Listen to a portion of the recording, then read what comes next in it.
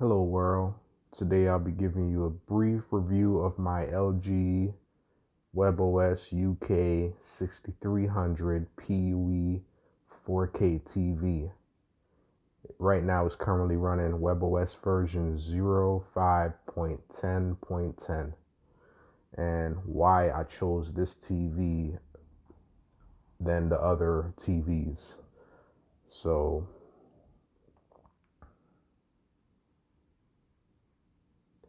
right now, the reason why I chose this TV because it supports ThinQ, which gives you the ability to control Google Assistant, which is basically like having a Google Home on your TV and, controlling your TV and by Alexa. So, you can use both of these to interact with your TV. And I had to get the Magic Remote, which is a separate purchase, but this has the microphone button where you can request Google Assistant on the fly. So you push it once, and then it will give you the options of what you can do with Google Assistant. So you hit this down arrow, and then these are all the commands that you can make. So you could search for movies, TV shows, channels, search for your Google Photos, ask for the weather, control your smart home, control your thermostats, switch inputs.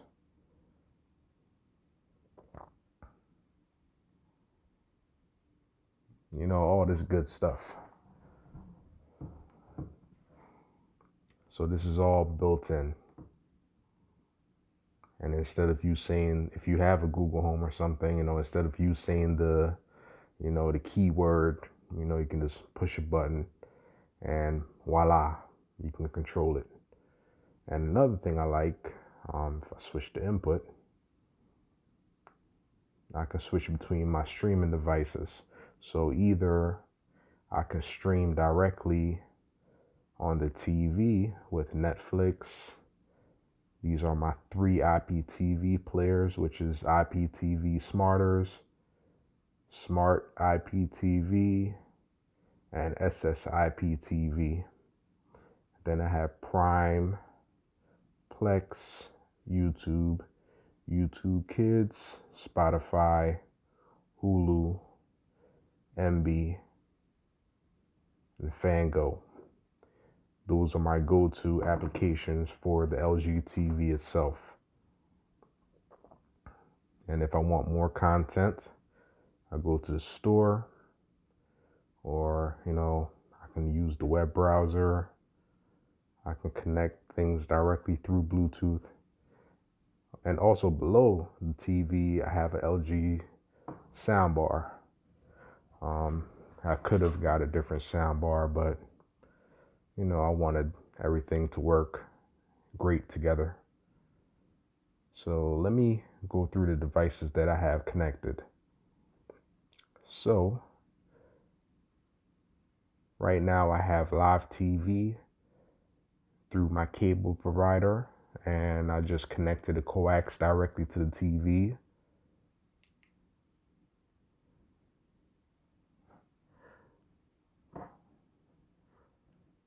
So how do I choose the guide?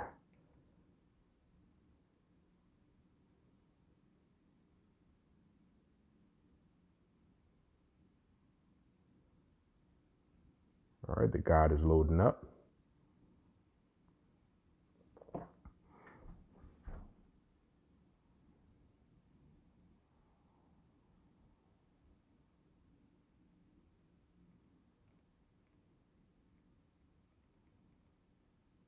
Yep, so I'm only paying for a local subscription to my local channels.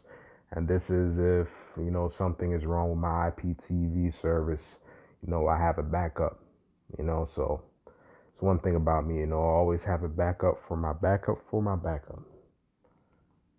All right, so that's live TV. Now, my Fire TV Cube, that's in this input.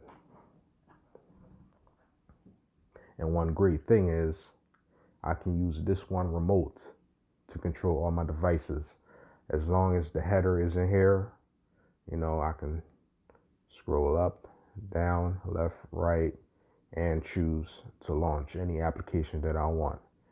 And real quickly, while we are in the Fire TV, these are the top applications that I use.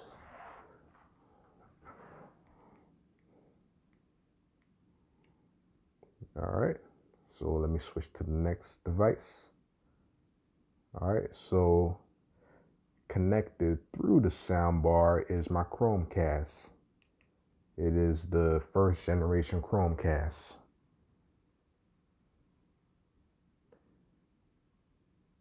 And there's nothing to see here.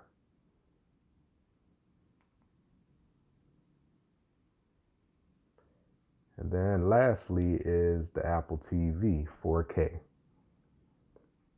And then when the header is gone, and then I'll be able to control it with this remote. So, and these are the applications that I have on my Apple TV as of now.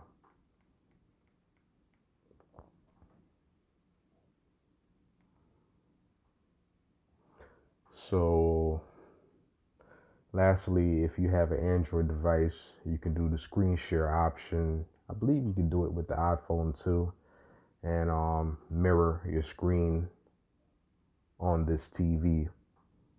So those are my devices of choice. And the reason I have the Chromecast connected to the soundbar, I found out this the hard way, but the soundbar can only output 1080p. It cannot output 4K. So initially I connected my Apple TV 4K through the soundbar, but I wasn't able to output more than 1080. So I just switched things around, hooked up the Chromecast through the soundbar with the HDMI ARC, and now I'm set. So when getting the LG TV, make sure it says LG TV Thin Q. And this is a 4K TV, but it's not the OLED.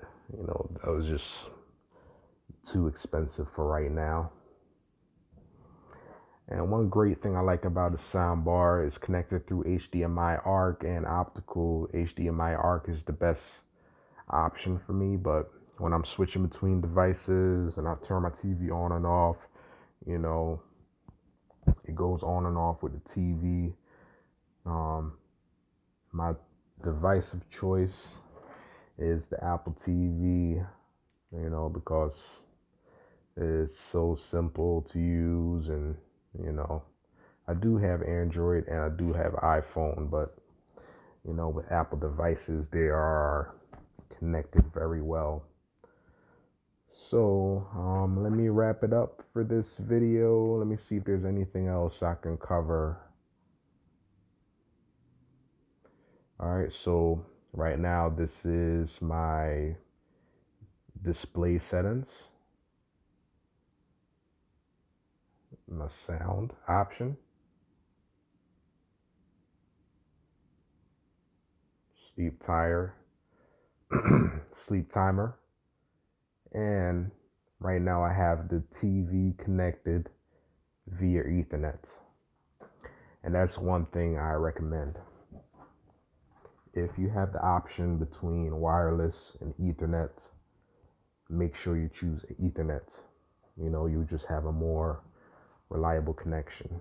So as of now, the TV is connected via Ethernet, and coax. The living room Fire TV Cube is connected via Ethernet, Chromecast via Wi-Fi, and Apple TV via Ethernet. And I don't really have any issues. I'm currently paying for with files 50 up and 50 down, and that is good enough for me. Most of the time I'm only streaming on one device at a time or one TV at a time. And it's not many people in my house. So that is a quick review of my LG TV and the devices that I have connected with it and the Magic Remote. Another thing I like about Magic Remote before I sign off, this is for Netflix and this is for Amazon. So if you have both of these subscriptions, you can launch it quickly. So the Google Assistant, the settings, channel up and down.